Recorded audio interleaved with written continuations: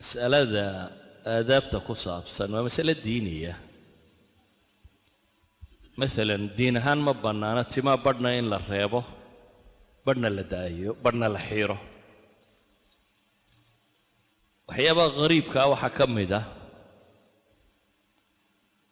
waxay Soomaalidii magaalada joogi jirtay ceeb u yaqaaneen ayay iminka kuwan dambe ilbaxnimo ugu yaqaaneen مثلا magaalooyinka waxa la soo dhan jiray hebel waa dhoorka soo taqaaneen Soomaalidii baadiyaha ku noolaan jirtay gafeed iyo biyo iyo waxba ma jirin marka carruurta way u xiiri jireen laakiin inamada iyo hablaas ay u kala soocaan qaarna food bay u sameyn jireen qaarna dhoor bay u sameyn jireen ma bannaana diin ahaan in qofka timaa inta laga xiiro in yar la soo reebo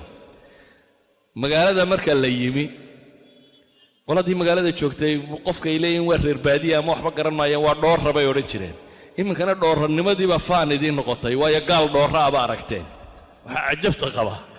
gaalku markuu dhoorraha noqday ayaa dhoornimadii halka kan faan ka noqotay waxaan leeyahay dhaqan waliba oo dad leeyay wax xun wax san iyo wax wanaagsan oo leeyay diimaha waxa loo soo dajiyay in lagu saxo dhaqamada wixii qaldama marka ka diin ahaan muslim baynu nay dhaqankeena waxa ku jira qaldan inaynu saxana bayna saaran inaynu dhaqanka ka guurayna ma saaran laakiin waxayna saaran wixii qaldan ku jira inaynu saxano de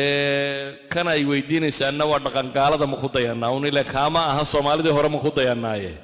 waxaad u jeedaa in gaal Mareykanka deganay kuwan baasketka ciyaaraha xiirtay dadkoo dhan ugu xiirtay xirnimaadkii waan wada iminkay gadhka la baxeen dadkii oo dhan gadhku la baxay gadhkii baa amaan noqday يعني قال كان مركز جوجي مالنتو حيرتنا إن حيرته مالنتو تمال الله بحنا إن الله بحضا وعيب حيقف مسلمو